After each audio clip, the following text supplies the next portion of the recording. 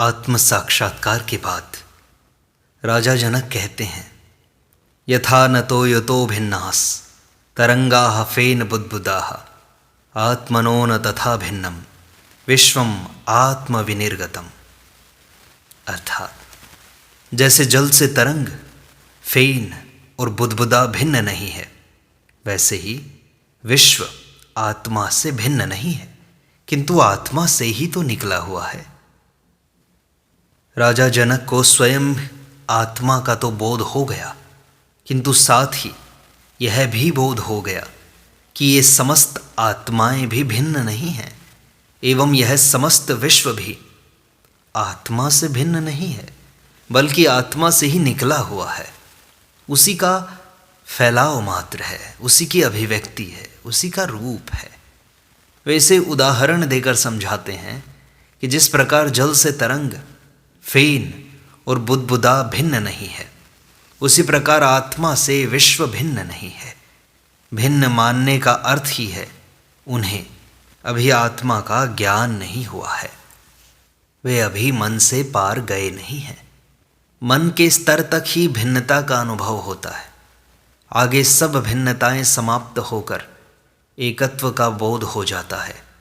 ध्यानी जब मानसिक स्तर की उच्चतम स्थिति में होता है, तभी उसे आत्मा की थोड़ी सी झलक मिल जाती है, किंतु पूर्ण आत्मज्ञान की स्थिति में नहीं पहुंचने से उसे भिन्न भिन्न आत्माएं ही प्रतीत होती हैं।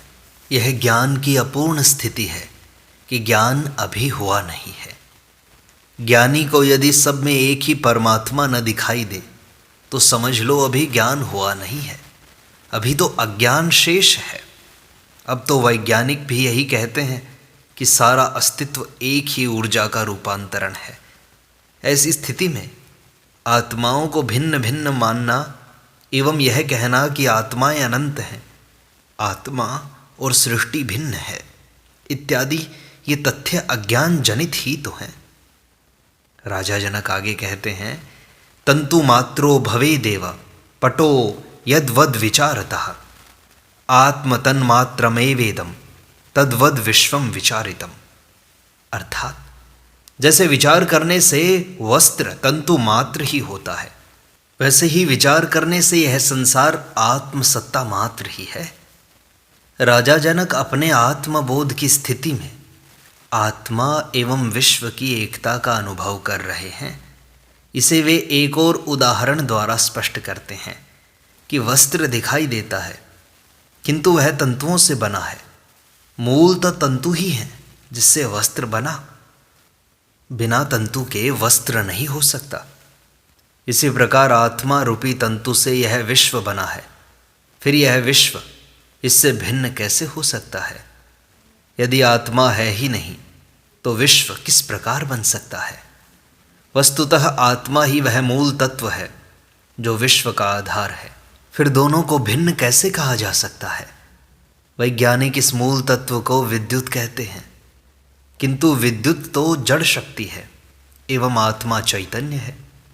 यह विद्युत भी चैतन्य आत्मा की ही तो शक्ति है।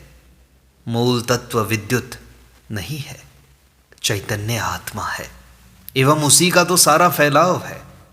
जड़ विद्युत से जड़ पदार्थों का निर्माण तो संभव है, किंतु इससे चैतन्य उत्पन्न होने की संभावना नहीं है। आगे राजा जनक कहते हैं, यथैविक्षु रसे क्लिप्ताः तेन व्याप्तैव शर्करा तथा विश्वम मयि क्लिप्तम मया व्याप्तम निरंतरम। जैसे ईख के रस से बनी हुई शर्करा ईख के रस में व्याप्त है, वैसे ही मुझ में बना हुआ संसार मुझ में ही तो व्याप्त है। राजा जनक एक और उदाहरण देकर विश्व एवं आत्मा की अभिन्नता को स्पष्ट करते हैं कि ईख के रस से चीनी बनती है तो वह उस रस में व्याप्त अवश्य है, अन्यथा बनती कैसे? इसी प्रकार यह समस्त विश्व उस ब्रह्म में व्याप्त है, वरना इसकी उत्पत्ति कैसे होती? इसी प्रकार चीनी में जो मिठास है वह उस रस का ही तो मिठास है। अनेक प्रकार की मिठाइयों में जो मिठास है वह उस रस में व्याप्त मिठाई ही तो है। जिसे इस रस का ज्ञान नहीं, वे ही चीनी, मिश्री, गुड़, मिठाई आदि को भिन्न भिन्न मानेंगे। उनमें अभिन्नता नहीं देख पाएंगे, उन्हें एकत्व का बोध नहीं होगा। वे कहेंगे चीनी, गुड़, मिश्री आदि के रूप, रंग, गुण भिन्न भिन्न हैं, फिर वे एक कैसे हो सकते हैं? किंतु ज्ञानी जो उस रस को जानते हैं, वे ही कहते हैं कि यह संपूर्ण मिठास उस रस में व्याप्त है एवं इस मिठास में वह रस व्याप्त है। ऐसे ही आत्मा से बना हुआ यह संसार आत्मा से भिन्न नहीं है। आत्मा में संसार व्याप्त है एवं संसार में आत्मा व्याप्त है। राजा जनक को इस परम तत्व आत्मा की सत्य अनुभूति हुई, जिससे इन्हें इस अभिन्नता का अनुभव हुआ। जनक आगे कहते हैं, आत्मा ज्ञानात् जगद भाति, आत्मज्ञानान् न भासते, रज्जु अज्ञानाद् अहिर्भाति, तद्ज्ञानाद् भासते नहीं। अर्थात आत्मा के अज्ञान से संसार भासता है, आत्मा के ज्ञान से नहीं भासता है। जैसे रस्सी के अज्ञान से सर्प भासता है, उसके ज्ञान से नहीं भासता। राजा जनक को आत्मज्ञान हुआ, जिससे उन्हें सारी सृष्टि आत्मवत दिखाई देने लगी। इस सूत्र में वे सृष्टि में दिखाई देने वाली भिन्नता का कारण बताते हुए कहते हैं कि यह संसार भी आत्मा अथवा ब्रह्म स्वरूप ही तो है, क्योंकि यह उसी ब्रह्म से उत्पन्न हुआ है, किंतु यह उस ब्रह्म से भिन्न संसार जैसा भासता है। इसका कारण उस आत्मा का ज्ञान नहीं होना है। जब तक आत्मा का ज्ञान नहीं होगा, यह संसार भिन्न प्रकार का प्रतीत होगा, अन्यथा यह संसार आत्मस्वरूप ही है। यह ऐसा ही है जैसे रस्सी के अज्ञान से सांप भासता है।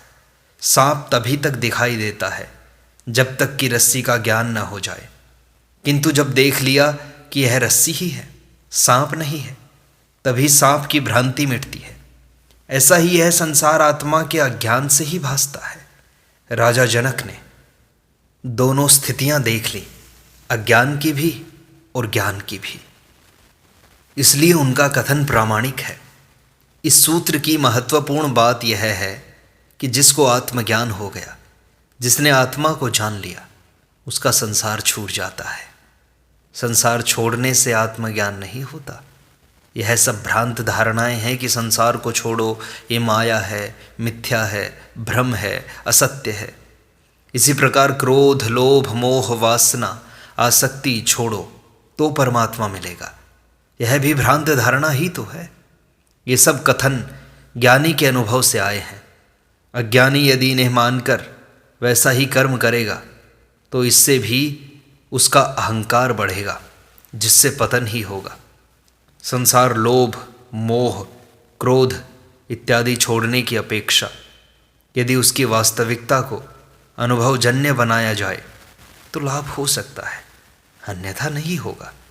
संसार में रहकर यदि उसका अनुभव प्राप्त हो गया तो वह अपने आप छूट जाएगा, छोड़ना नहीं पड़ेगा। यह संसार अनुभव प्राप्त करने की एक पाठशाला है। इसमें रहकर अंतःकरण की शुद्धि की जा सकती है, किंतु आत्मा को जानने की प्रक्रिया इससे भिन्न है।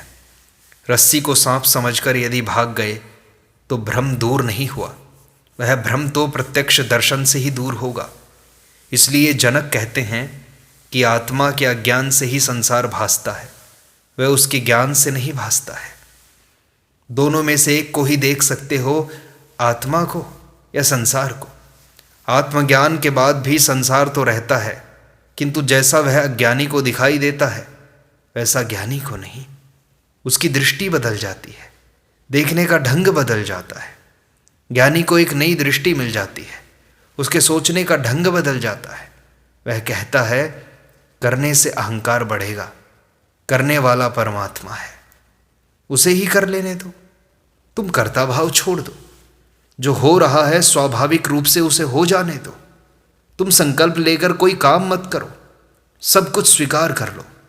कर्ता नहीं, साक्षी बन जाओ, केवल दृष्टा। सृष्टि का नियम है, सब अपने आप हो रहा है। साक्षी का अर्थ अकर्मण्य होना नहीं है, बल्कि अपने को कर्तापन से मुक्त करना है। सब कुछ ईश्वर का है, वही कर रहा है, उसे रोकना भी ईश्वर के कार्य में बाधा डालना है। ऐसी दृष्टि से ही योगी शांत हो जाता है। साधक के लिए यह पात्रता बनती है। इस प्रकार राजा जनक आत्म साक्षात्कार के बाद भिन्न भिन्न उदाहरणों से अपने आत्म साक्षात्कार की पुष्टि करते हैं। शेष अगले अंक में।